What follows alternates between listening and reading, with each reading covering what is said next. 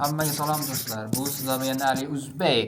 Bugun BTS konserti. Shunga ketdik, men taqab ketaman bugun. Mana hozir men lokatsiyasiga keldim. Hozir biz do'stlarim bor, shular bilan ko'rishib keyin konsertga boramiz, lekin hozircha hali erta. Atrofda qarasanglar, har bitta yerda politsiyani ko'rishingiz mumkin. Ya'ni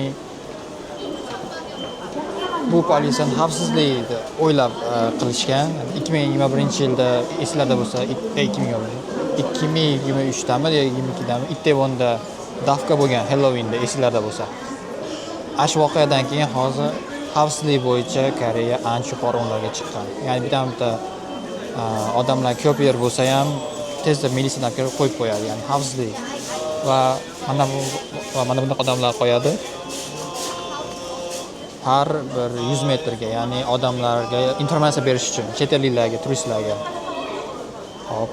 Hozir mana men do'stlarim bilan ko'rishdim va biz hozir BTS konsertiga yo'l oldik. Hozir umuman kutmagan voqea bo'ldi.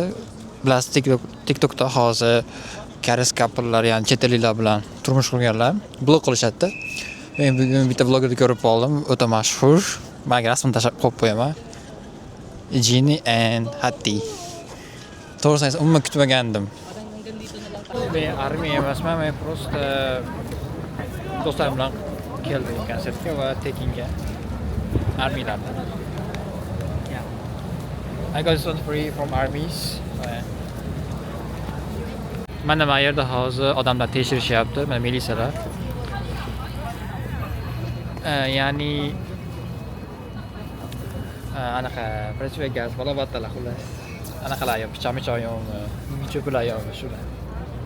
Mana bitta keldi mana.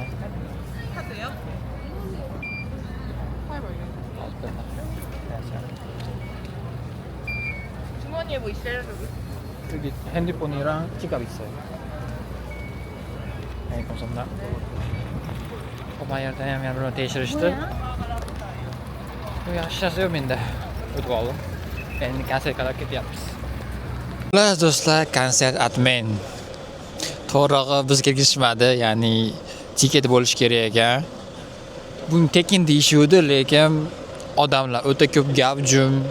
Bitta ko'cha uzun-da bu yerda, bitta ko'cha uzun, shu o'rtaroqda bo'lyapti, lekin chekkalarda turish mumkin emas. Faqat bileti borlarni kirgizishyapti. Shunaqa qilib konsert atmen, endi uyga olg'a. Seulda bugun odam o'ta ko'p. Mana hozir atrofni ko'rsataman. Atrofni ko'rsanglar, mana nazoratchilar. Hamma yerda nazoratchi va havoyalarda mana politsiyalar turibdi. Odamlar safety'siga. Shunaqa gaplar, konsert atmen. Go home.